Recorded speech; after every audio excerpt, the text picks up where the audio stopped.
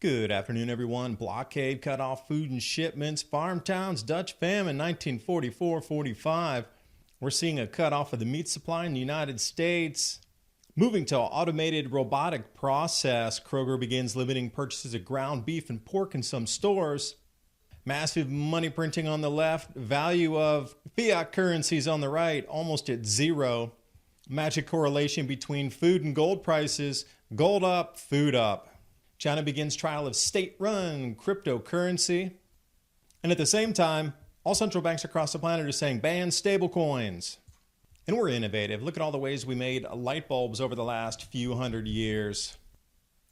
And it is going to be up to us to solve these problems as we move forward into the future. Food, economy, civilization. That's all our call. We can learn from the past, though. With the majority of the world's workforce working from home, a useful tool to protect yourself and scramble your computer's identity, a virtual private network. You can head over to virtualshield.com, and in the download tab, I'm going to choose Firefox. And click Install Now to add the Virtual Shield add-on. It's just that easy. And get started with your free 30-day trial. Install it, click Connect. You'll see the shield turn from red to green. And you'll see how from my initial service provider, I was able to even change my IP. Virtual Shield Network protected. And during the month of May, Virtual Shield wants to offer 50% off all VPN plans because more of us than ever are working from our homes. The link's in the description box below.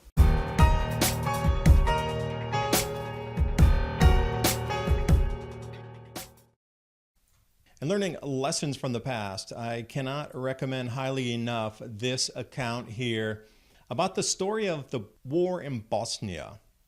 The things that were traded, the things that had value, the things that sold out first or disappeared first. This is the most quintessential read as we move into this next phase of our civilization 2020 onward. When the economy collapses and food prices skyrocket, food lines. We've seen this through history. Why would it be different anytime just because we have computers and mobile phones, smartphones? It's not any different. We all need to eat. And speaking of eating, let's talk about the blockade and the cutoff of food and fuel shipments to the farm towns, or from the farm towns, both in and out. 1944-45.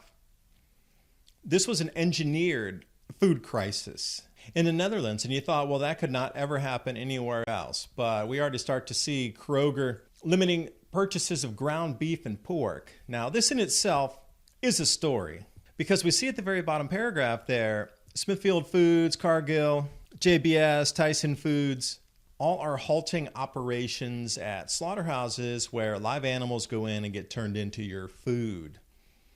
And one of the results of this is automation. So what they want to do is start automating all the processes of what would have taken people, workers.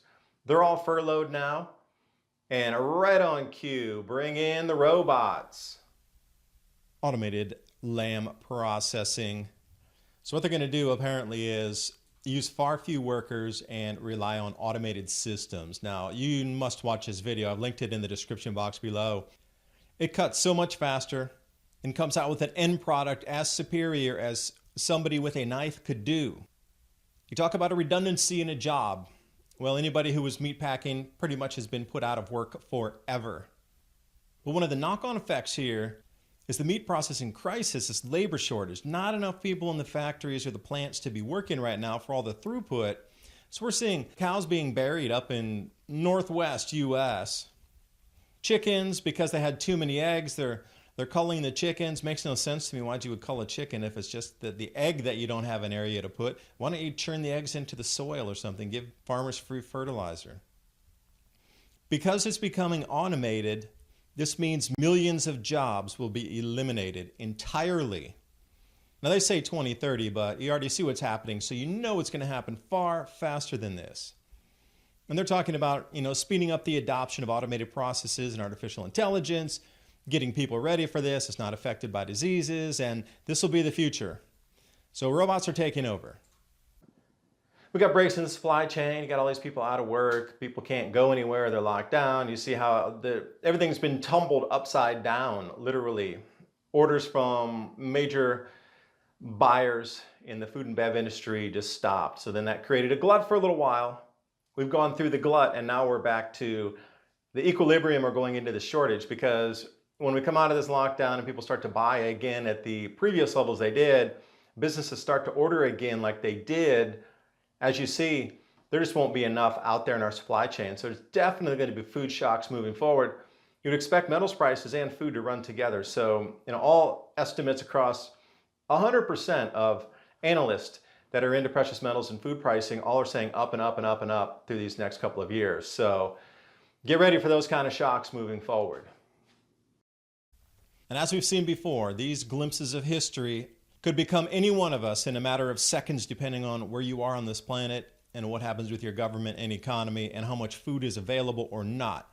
Because the blockade of the food, or the reduction of availability of food, pushes societies into this situation.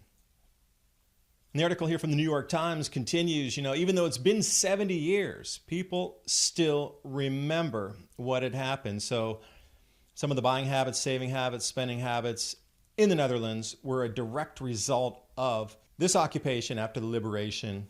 People had experienced such food hardship that it changed them forever. And another interesting correlation here, food and gold prices, eerily consistent.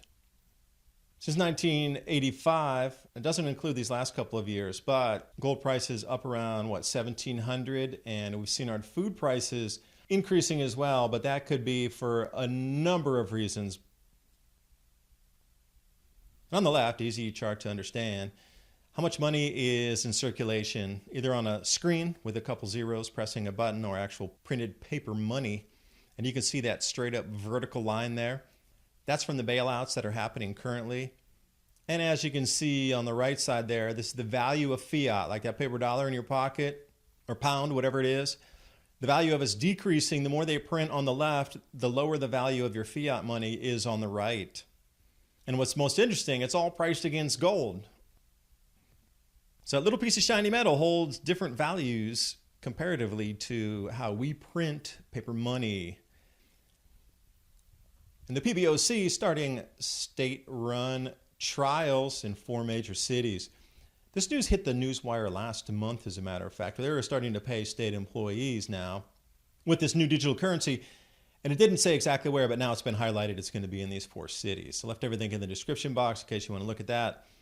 And what's most interesting now is that the rest of the central banks around the world are starting to say, ban stable coins. Now, if you're not familiar with what a stable coin is, it's just pegged to $1. One of, say, a tether is equal to $1 or one USDC equals $1, or one make or die equals $1. And this would be expected that central banks would want to ban this, because when you sell your cryptocurrency, you come out into quote unquote cash, stable coins. One equals $1. So if you think the price is high, you sell it, you wait the price of whatever Bitcoin drops, you buy it again with your stable coins, and then it goes back up and down and up and down. Well, there's no tax on that. There's no way to know how you're trading in, because in a lot of the wallets now you can do something called swaps, where you don't even have to be on an exchange. You have your own private wallet with your private keys, and you can use an intermediary, Changely, whatever, so many out there, and it'll change for you inside the wallet for 0.25, like 0.25%. And it brings you back in between stable coins and the cryptocurrency you want to be into.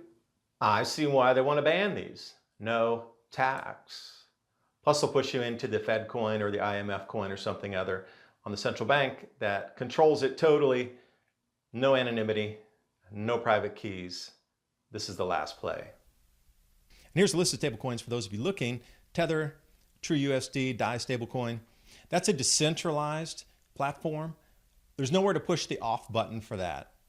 Like TrueUSD or Tether, the government can go in and say you got to close. But with DAI, it's running on a decentralized contract. So good luck on trying to close that one down.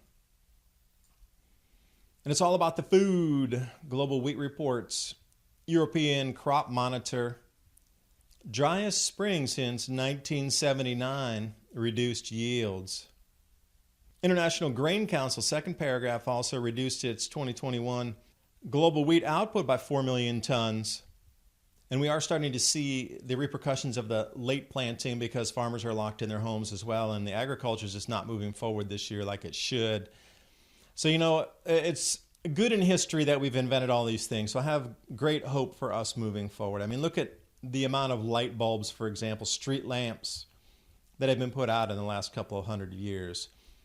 There's ones for high wind, one for cold condition, one that has snow. There's so many variables here that people have thought of. So I'm hoping that our food production moves in the same direction here, where we come up with innovations to boost yields, because with this Grand Solar Minimum onset and the delay in planting, next year for sure, there's just not going to be enough food for the entire planet, except at extremely high prices and stored foods. And they might even be out of date, but it'll be there to eat, or you grow your own, or you come up with a new solution to grow your own. This is where we're going to have to move forward. No ifs, ands, or buts about it. So I'm hoping that our food production moves in the same direction here, where we come up with innovations to boost yields, because with this Grand Solar Minimum onset and the delay in planting, next year for sure, there's just not going to be enough food for the entire planet, except at extremely high prices and stored foods. And they might even be out of date, but it'll be there to eat, or you grow your own, or you come up with a new solution to grow your own. This is where we're going to have to move forward. No ifs, ands, or buts about it.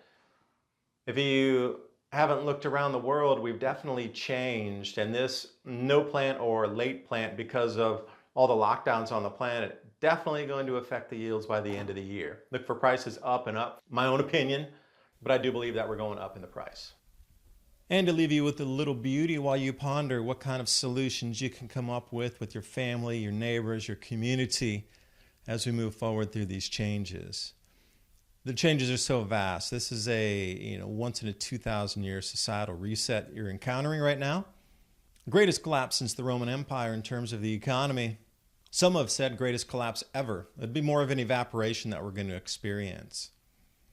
I'll talk about more of this on my Patreon channel /Adapt2030. Things I can't really cover here on YouTube.